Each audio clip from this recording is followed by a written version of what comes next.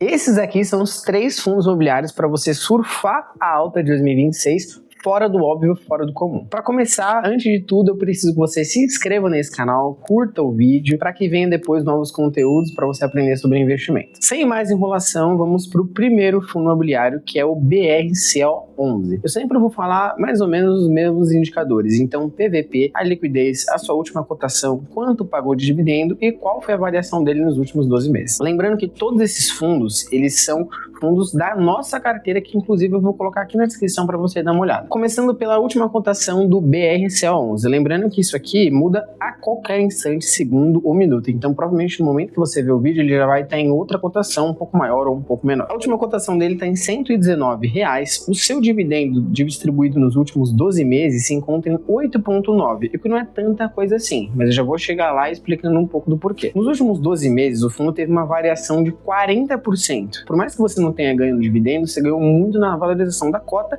inclusive porque o fundo ele é um fundo de logística, então ele é um fundo que tem ativos reais e isso traz uma segurança um pouco maior para o investidor. E para você que está começando é super importante, porque a qualquer momento você sabe que tem ativos reais ali, então tem um valor patrimonial que não vai se perder, independente do mercado, independente do que está acontecendo naquele momento. E por fim, o seu preço sobre valor patrimonial está em 1,03, significa que não está nem muito esticado e nem muito barato. Quanto mais próximo de 1, mais próximo do valor justo tá aquele fundo. Só um ponto que eu não falei sobre o BRCO11, que eu acabei de identificar aqui. Importante nesses fundos de logística, de tijolo, você olhar um pouco para a vacância dele também. Quando a gente vai olhar para o BRCO11, a vacância dele está em 7%. De 0 até 10%, a gente considera uma vacância até ok. Todos os imóveis nunca vão ficar 100% alugados, ou se ficarem, excelente. Mas de 0 a 10% é uma vacância legal. Acima disso, significa que provavelmente tem algum ponto dentro do fundo que está causando algum problema e o fundo não está extraindo a sua máxima quantidade ali de rendimentos e de aluguel mensal. O segundo fundo é o XPCI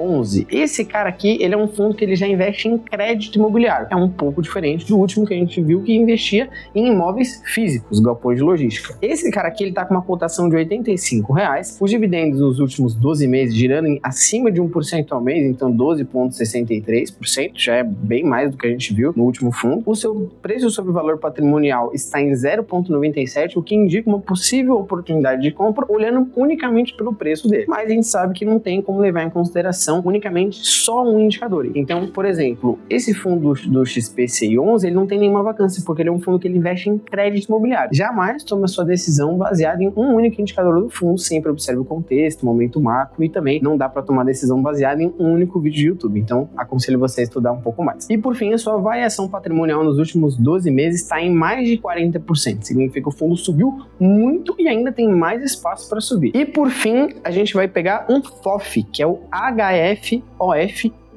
Um FOF nada mais é do que um fundo de fundo, então ele tem uma carteira que ele não investe em algum imóvel em específico, como por exemplo o BRCO ou o XPCI11, ele não é nem de papel, nem de logística, ele é um fundo que ele investe em outros fundos, o que dá uma segurança um pouco maior para você, porque a carteira fica muito diversificada. Um ponto importante para ele é um fundo muito barato, então a sua última cotação foi de R$6,84, ele é muito acessível, o que faz com que a liquidez dele seja ainda maior. O dividendo dele nos últimos 12 meses está girando em torno de 10%, então não é tão baixo quanto o BRCO11 e não é nem tão alto quanto o XPCI11, mas é um meio termo ali que está girando em torno de 0,7, 0,8 por mês, já isento de imposto de renda para a pessoa física. O seu preço sobre valor patrimonial está um pouco abaixo de 1, que é a mesma coisa que eu falei nos últimos, né? Indica um possível momento de compra, mas a gente não deve olhar só para esse indicador. Tem que estudar e entender por que ele está um pouco abaixo. Às vezes pode ser só o mercado mesmo. E a sua variação nos últimos 12 meses está em 45,32%. Subiu muito mais que o IFIX, muito mais que os outros dois que a gente viu. Então, com certeza, é um fundo que se destacou e tende a se destacar cada vez mais,